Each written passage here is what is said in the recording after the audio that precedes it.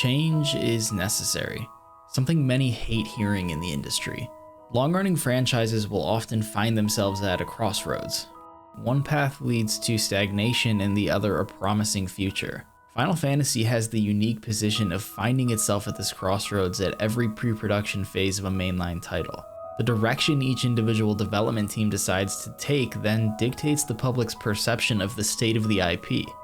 All 15 mainline Final Fantasy titles are each someone's favorite.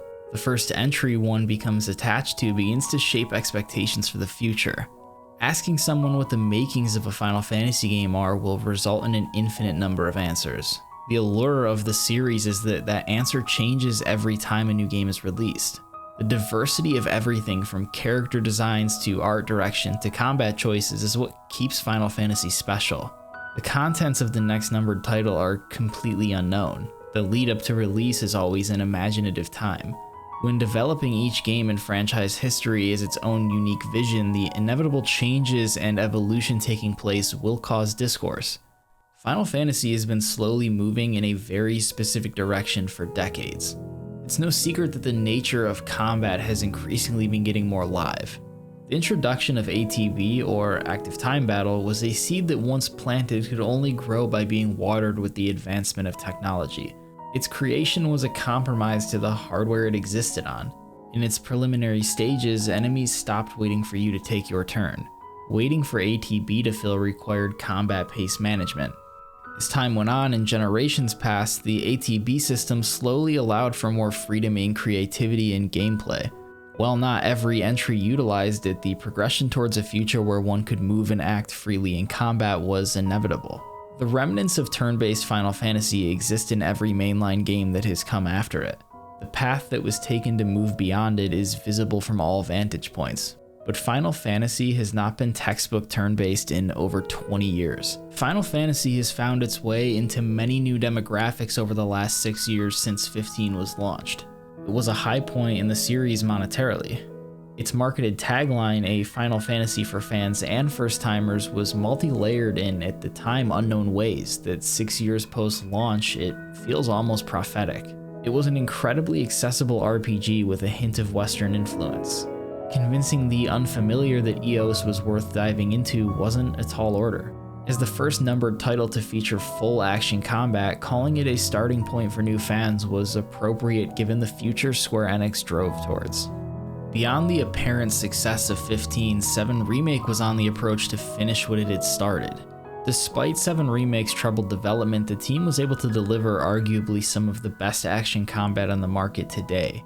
It offered a mode containing reminders of the game it once was for those who felt its modern take was in opposition to their interpretation of the series. This was similar to 15's Wait mode. It satiated a very specific part of the fanbase, however, still acting as a reminder that the past is in the past.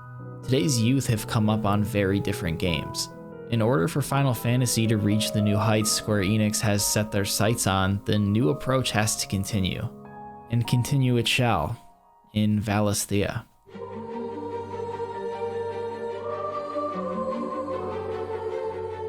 Every time a new Final Fantasy game is in its marketing push close to launch, a cycle resets. Some begin to question how authentic the contents of the game are to their personal interpretation.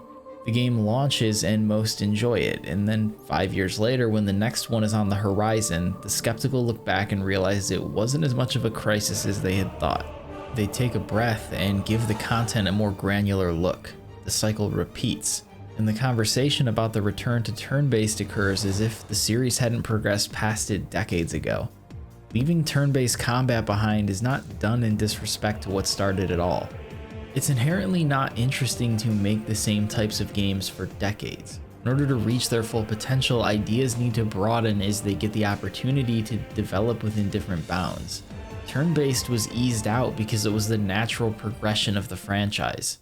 Final Fantasy is a series that many people have gotten to leave their mark on and will continue to so long as it gets to exist. If you remove the ever-changing nature of the series, then you remove its identity. The common thread connecting all mainline Final Fantasy games is a feeling. You could watch a trailer for any one of these titles and identify it as it is. Not just because of chocobos, gil, and crystals, but because of heart. It's understated how hard it is to achieve that. The process of reinventing itself in each title is a creative risk the industry could use more of.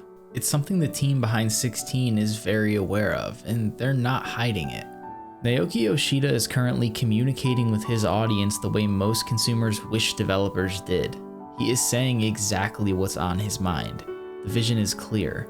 Naturally, it's caused discourse. Final Fantasy XVI has been shown uncut for the first time. The nature of how the game functions moment to moment and the pace of combat is being dissected by the masses. It's become apparent that after 3 titles in a row, Final Fantasy has become a fully realized character action game, and from the looks of it, a very strong contender in its genre. Yoshi-P wants you to feel like this series is a must-play every time you see the words Final Fantasy. Creative Business Unit 3 have done some of the series' strongest recent work. If all goes according to plan, then universally the series will have regained that status by way of the collective work of all active studios on the IP. The version of Final Fantasy most commonly recognized is currently being fulfilled by the 7 Remake team, who have 2 more entries to go before the project is complete. That style is there and flourishing. 14 took over the MMO space in 2022 and delivered a worthy conclusion to one of the franchise's best written narratives. Around the corner is 16, where we will get to see what the team that saved 14 can do when given the opportunity to deliver their uncompromised single-player vision. When the dust settles after the release of Final Fantasy XVI, what we will be left with, regardless of the outcome, is a series that is currently delivering. It's not often that you get such a diverse set of games from the same franchise to look forward to. Even if you find one isn't for you, there is another of completely different substance right around the corner. Final Fantasy is entering a period where it looks to reclaim its identity, and they have aligned the stars themselves to achieve it.